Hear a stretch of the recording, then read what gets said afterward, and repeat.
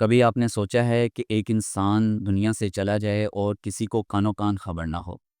نہ والدین کو، نہ دوستوں کو، اور نہ کولیگس کو، اور مہینوں تک جو لاش ہے وہ گھر میں پڑی رہے۔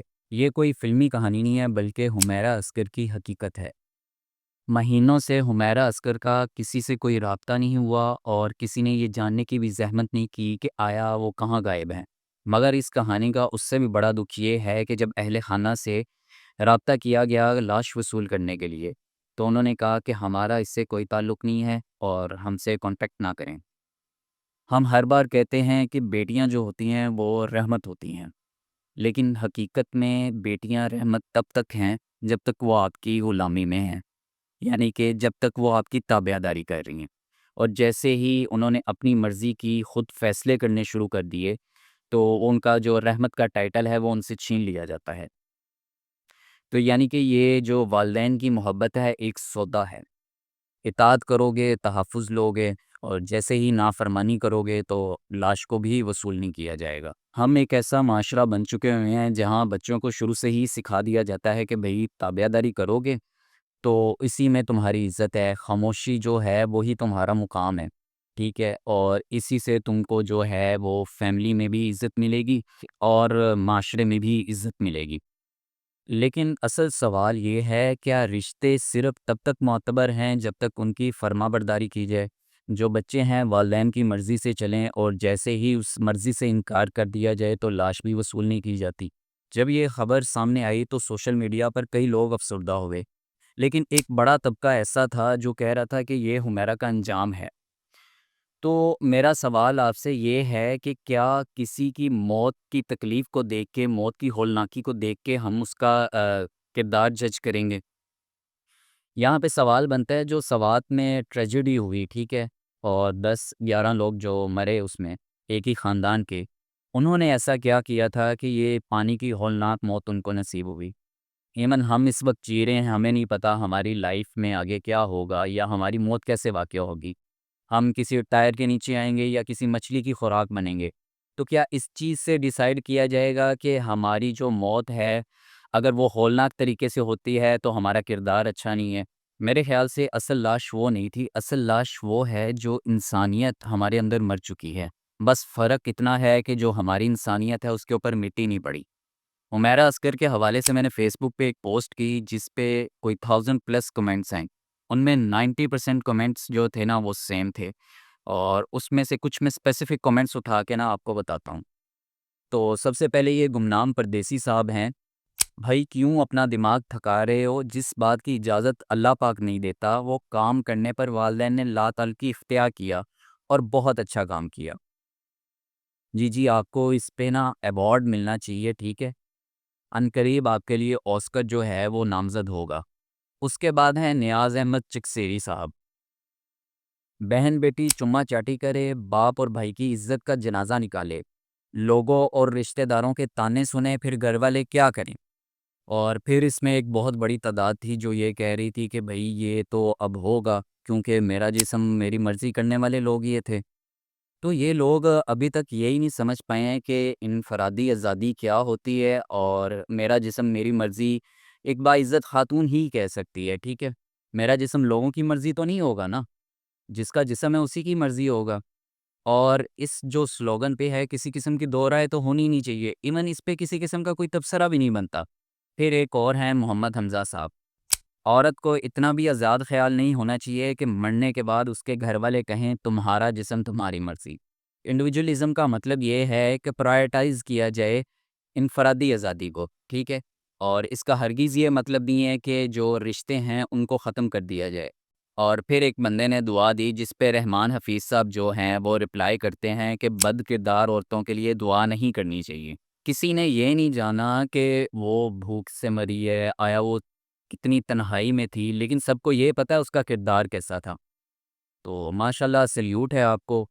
پھر یہ جمشید جی خان صاحب ہیں، اور کہتے ہیں کچھ بھی ہو عورت چار دیواری کی چیز ہے، ورنہ انجام یہی ہوگا۔ تو آپ یہ ہماری سکھ مینٹلٹی ذرا چیک کریں کہ عورت جو ہے وہ صرف چار دیواری کے اندر رہنے کا نام ہے، اور اس کی کسی قسم کی آزادی نہیں ہے، اور وہ غلام ہے۔ اور جیسے ہی وہ غلامی سے کوئی آزادی اختیار کرنے کی کوشش کرے گی، اپنی زنجیریں توڑے گی، تو اس کا انجام یہی ہوگا، یا اس کو قتل کر دیا جائے گا یا پھر لا تعلقی اختیار کر لی جائے گی۔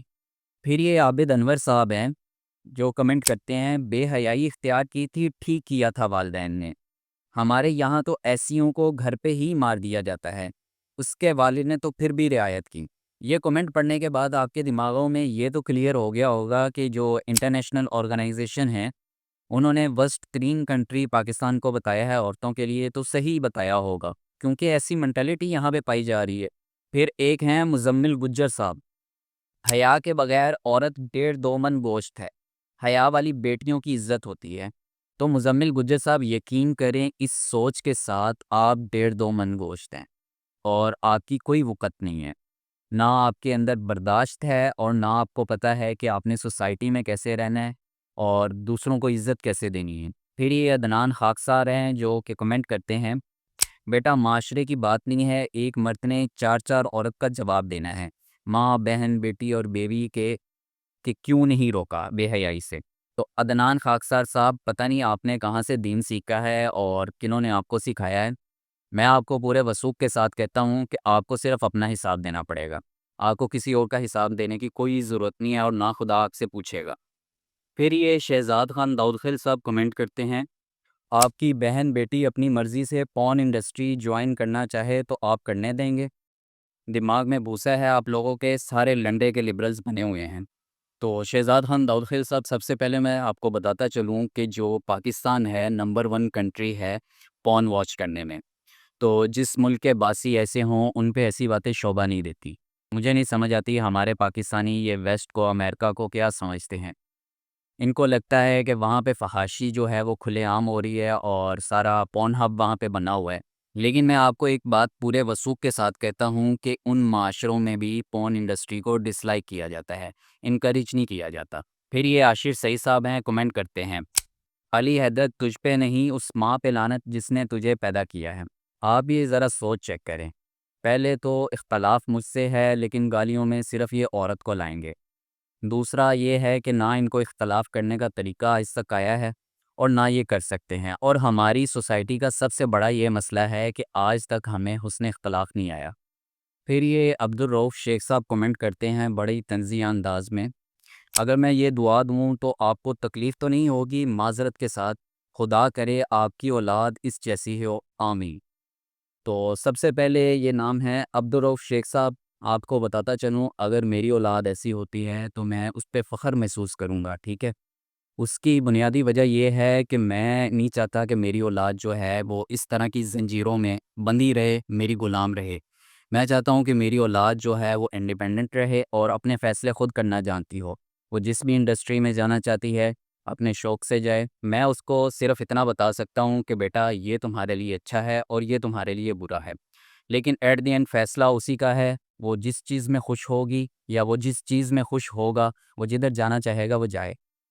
ہم جس معاشرے میں رہتے ہیں وہاں پہ بچے کو پیدا ہوتے ہی 2 بنیادی سرپ پلا دیے جاتے ہیں، سب سے پہلا یہ فرما برداری کا اور دوسرا عزت کا۔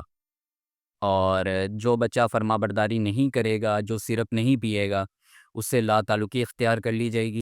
اور جو بچہ والدین کا فرما بردار ہے، جو سوچنے کی صلاحیت نہیں رکھتا اور اس نے کبھی کسی قسم کا کوئی فیصلہ خود سے نہیں لیا، تو وہ سب سے فرما بردار اور سب سے اچھا بچہ ہے خاندان میں، اور والدین بھی جگہ جگہ جا کر اس کی تعریفیں کریں گے۔ تو اس آنر کلچر سے جان چھڑوانے کا ایک ہی طریقہ ہے، وہ یہ ہے کہ انفرادی آزادی کی رسپیکٹ کرنا سیکھیں، لوگوں کے فیصلوں کا احترام کرنا سیکھیں۔ والدین ہیں وہ بچوں کو چوائسیز دیں، وہ ان پہ اپنے حکم مسلط نہ کریں۔ تو یہ ساری ویڈیو ہے کہ ہمارے معاشرے میں کس طرح کی سوچ پنپ رہی ہے اور ہم کس طرح کی جو جنریشن ہے وہ پیدا کر رہے ہیں۔ لیکن ہمارے جو سو کالڈ فلاسفرز ہیں یا دانشور لوگ ہیں، ان کو صرف اس چیز سے فرصت نہیں ملتی کہ نا عمران خان کے متعلق کوئی بات کر لیں، ٹھیک ہے، یا کسی پرٹیکولر ادارے کی حمایت میں نکل پڑیں، اور جس دن وہ چاپلوسی سے نکل گئے تو یہ چیز وہ انالائز کریں گے کہ یہ معاشرے کا سب سے بڑا مسئلہ ہے اور یہ ہماری سوسائٹی کو دن بدن دیمک کی طرح چاٹ رہا ہے۔ تو اسی کے ساتھ ویڈیو کا اختتام کرتے ہیں، امید ہے کوئی اس سے کسی قسم کی کوئی روشنی پکڑے، اور کم از کم اپنے اہل خانہ کے لیے ایک اچھا اور بہترین مرد بنیں۔